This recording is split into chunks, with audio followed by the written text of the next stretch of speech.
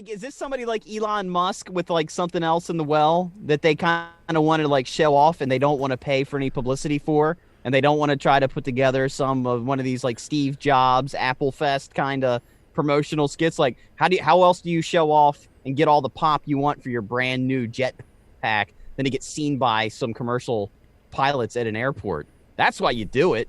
Now you have to sit and wait for some other billionaire to be like, I'd love to see this technology of yours. Why don't you go ahead and get arrested so I can find out who you are, and then I'll bail you out and hire you for a 6 to 7 figure contract.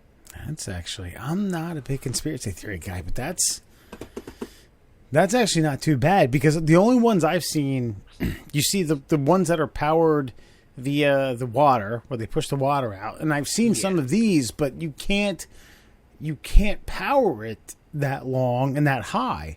And this clown's up, what, at the 3,000 feet, 2 times the, less than 2,000, 2 times the height of World Trade 1, up there playing chicken with 767s. Like, hey, everybody, I'm Bobcat Goldthwait. All right. I just did the math. That's 3/4 of a mile up. Yeah. Yeah. Yeah, what? But I know, but I mean, that's the point, though. It's like, I don't think those things that we know of now, like, you know, the thing that Michael Jackson flew into the Super Bowl that time, like, I don't like he literally did that. I don't think those things fly for more than 30, 40 seconds, maybe a minute max. Right. So how long does it take you to get to 3,000 feet? Don't forget that you have to kind of come down at a ginger pace. Like, you can't just, like, I mean, there's a quick way down, but I don't think you want to take that route. and by the way, I listened to the interview, or actually I heard the air traffic control call, and the pilot just sounds pissed off. It's like, hey, Tower, just want to let you know some guy in a jetpack flying around up here right now. And it's like the air traffic control is like, you say that again? Yeah, it's a jetpack. There's some guy up here in a jetpack. Yeah, that's the fucking pilot voice, bro. Yeah, but he's mad. He's like, this fucking twat. He's up here. I'm about to suck him into a fucking 50,000 horsepower engine, and he's just rolling around, dancing in the sky. And then some other pilot comes on and is like, yeah, that's confirmed. There's a guy jetpack up here. You know why? It's because immediatthe air traffic control was probably like, all right, yeah, so the FAA said you're going to have to go into a holding pattern for the next hour and a half. Well, we check this out. And they just fucking circle LA, and people are fucking livid on a plane from fucking Hong Kong or some bullshit. That's why he was pissed. Folks, there's a man in a And by the way, this guy totally stole David Blaine's thunder, because David Blaine did that balloon trick the same day, and nobody gives a shit about a guy hanging on to some helium balloons. I watched the interview with him on Joe Rogan, and I was like, I'm going to watch that, and then totally forgot about it because this Jetpack guy fucking stole his thunder. David Blaine came out with a new trick? Came out with a new stunt? Stunned. Yeah, stunt's more I missed it. I'm a David Blaine fan. I like him. Like I'm a Michael Bolton fan. What did he do? He held a bunch of balloons and Mary Poppins that and just and let him go, and like went up. I don't know. He was talking some crazy altitude. I can't even remember.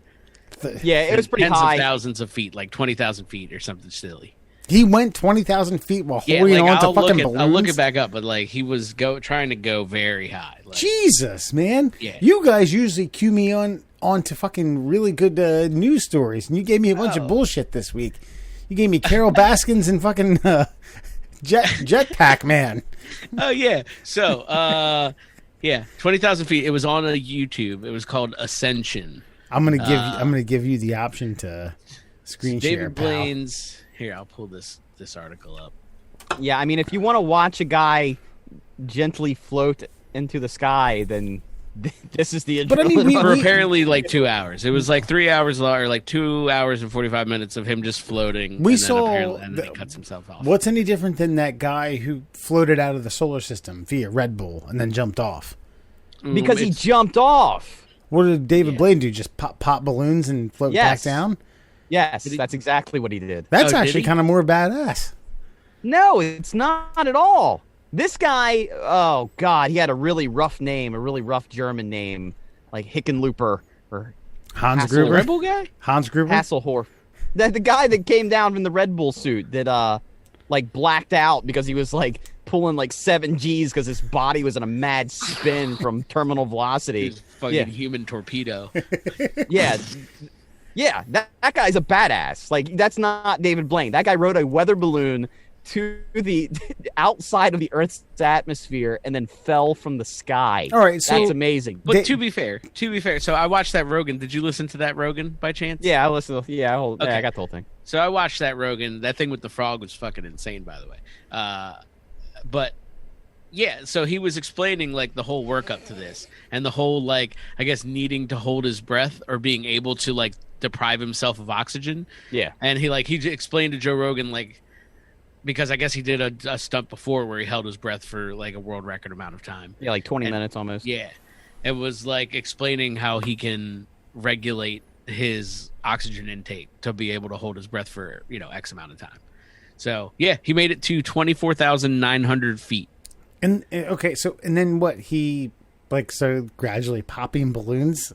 He had like little like not explosive devices. I'm sure they were just like I don't know, like little needles inside of like Apple Watch kind of like they were stuck to the thing, and then he pushes a button and it pops the balloons, and he slowly. And he was holding on. He was holding onto it, or he was in a basket. Well, he had like some sort of harness that like he wore like a backpack, and it went up to his arm. But he did definitely hold his arm up in this position for that amount of time, all the way into the sky. But yeah, 24,000. So, I mean, it's an impressive endurance experiment. And with the breath holding thing and being able to breathe, I mean, you got to remember Mount Everest is pretty damn high, so I don't know, whatever. The Sherpas do it all the time, but it's impressive. But you know what he had to do? He had to get himself licensed as a pilot to fly an experimental aircraft. He had to go out and he had to get like the aircraft, the balloons, registered by the FAA. He had to find all the wind patterns and all this stuff. That's why a guy who builds a jetpack in his garage doesn't tell anybody a goddamn thing until he heads down to LAX and flies it up to 3,000 feet. He just bypass all the regulation and experience twice the coolness. I was wondering if we were going to come full circle on that. I mean, that's fair. Yeah.